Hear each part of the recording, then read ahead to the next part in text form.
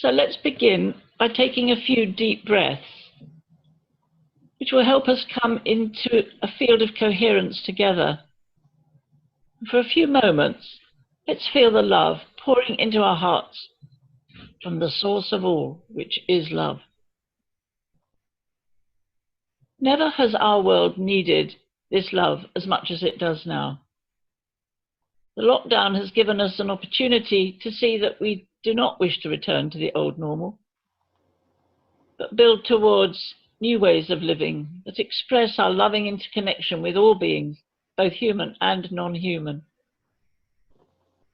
This will not only be the next evolutionary step for planet Earth, but also a way of fulfilling the teachings of Jesus the Christ, who in many ways gave us guidelines towards making all things new.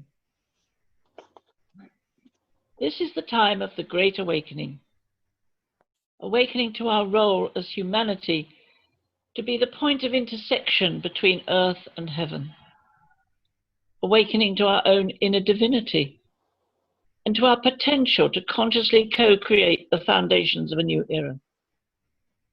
This is why we come together in groups like this.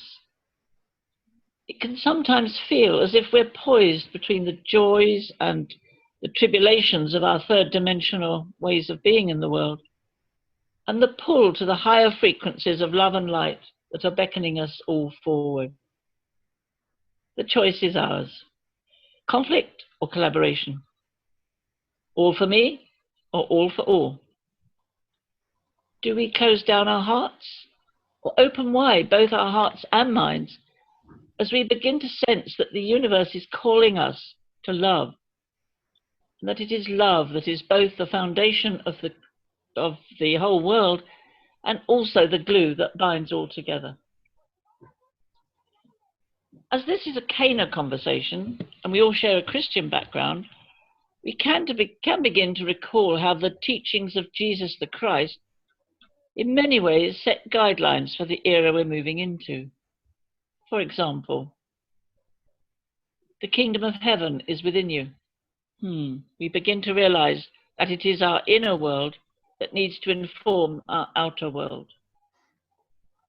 You and I are one, even as the Father and I are one. All life is part of this one vast life. Love one another, even as I have loved you.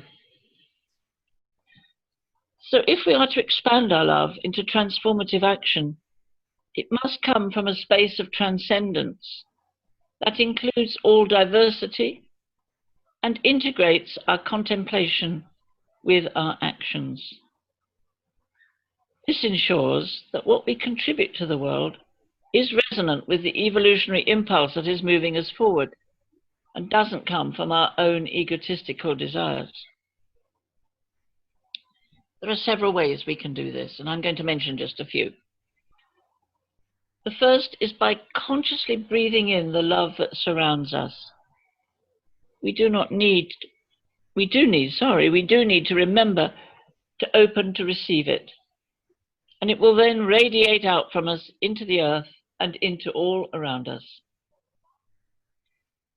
Then, if we can hold this within our being in a calm and serene way, we can truly be the leaven in the lump, or provide a lighthouse for others. It's then important that we find ways to work together cooperatively. The metaphor of the transformation of the caterpillar into the butterfly gives us the hint that an awakening imaginal cell can achieve very little on its own. But that if it groups with others, then as an imaginal cluster, it can contribute to the new form that is growing and will one day emerge as a new creature.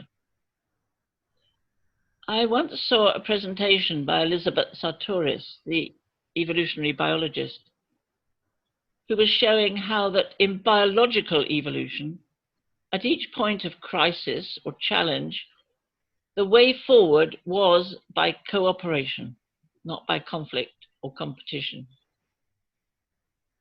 Then it's important that we remember that we live in a multi-dimensional world, and that both inspiration and assistance is there for us from higher levels of being, if we but remember to ask and then trust the angels and guides awaiting our request.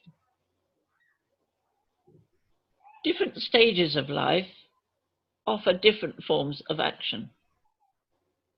It's for the young to go out and demonstrate about issues they believe in.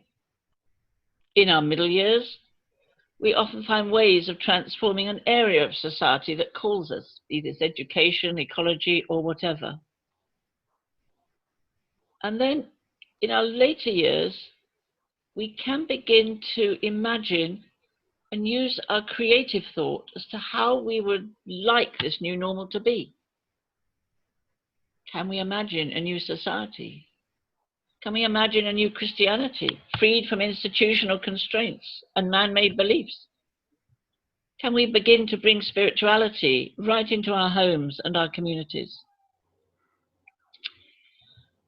And lastly, can we begin to sense how our thoughts affect the noetic field? This is that invisible field of ideas and thinking that surrounds the biosphere, and in turn influences something called the morphic field. This is also an invisible field that informs the behavior of each species and creates change, as in the 100th monkey effect, which you've probably heard of.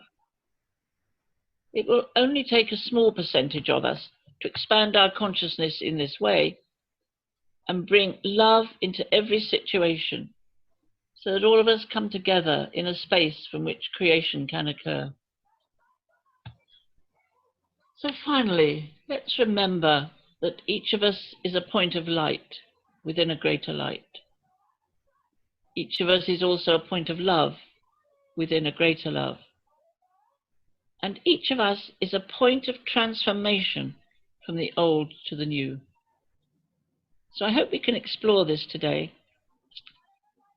And then may our light, our love, and our dedicated endeavors restore the plan of the Creator that was there from the beginning and bring this onto earth. Or in the words of the Aramaic translation of the Lord's Prayer, work for a time when all is gathered in and made whole once again. Thank you.